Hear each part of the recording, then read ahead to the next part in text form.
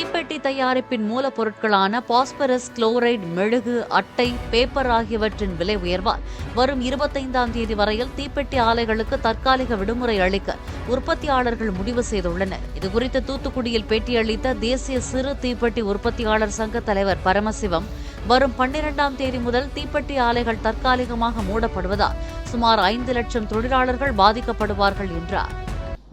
போர் நடக்கிற காரணம் காட்டி மூலப்பொருட்கள் இயற்கையாகவும் தட்டுப்பாடு இருக்குது, செயற்கையாகவும் இருக்குது.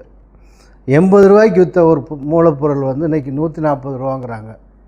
ஆனால் ரேட்டு கூடுறதுக்கு இப்போ புதுசாக போருக்கு அப்புறம் கப்பல் வந்து ரேட்டு இங்கே இறங்கி மூலப்பொருட்கள் ரேட்டு கூட்டியிருக்கானா? இல்லை. இதெல்லாம் போருக்கு முந்தையே வந்த பொருட்கள் தான். போருக்கு அப்புறம் வந்த பொருட்கள் எதுவுமே எங்கள் கைக்கு இன்னும் வரல. ஆனால் எல்லா மூலப்பொருள் ஒன்று சொன்ன மாதிரி எல்லா மூலப்பொருட்களுமே அவன் 80% கூட்டியிருக்கிறாங்க. ஆனால் தீப்பெட்டி பண்டல்கள் நாங்கள் விலை கூட்ட முடியல. வட இந்தியாவில் நீ வாங்கின ஆர்டருக்கு வந்து முதல்ல சப்ளை பண்ண, அப்புறமேட்டு ரேட்டை கூட்டி தரேன்னு சொல்கிறாங்க. ஏன்னா ஒரு மாதத்துக்கு முன்னாடியே ஆர்டர் கொடுத்துட்றாங்க.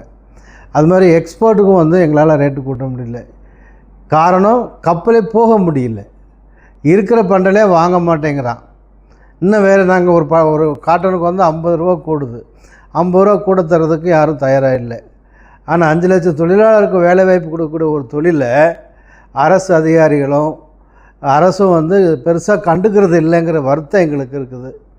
இந்த சூழ்நிலையில் தொழிலை நடத்த முடியாத ஒரு சூழ்நிலைக்கு தள்ளப்பட்டு வருகின்ற 12ஆம் தேதி முதல் 25ஆம் தேதி வரைக்கும் மூலப்பொருள் விற்பனையாளர்களுக்கும் அரசு அதிகாரிகளுக்கும் மத்திய அரசுக்கும் கவன ஈர்ப்பு பண்ணுற மாதிரி நாங்கள் கதவடைப்பு போராட்டம் பண்ணுறோம்.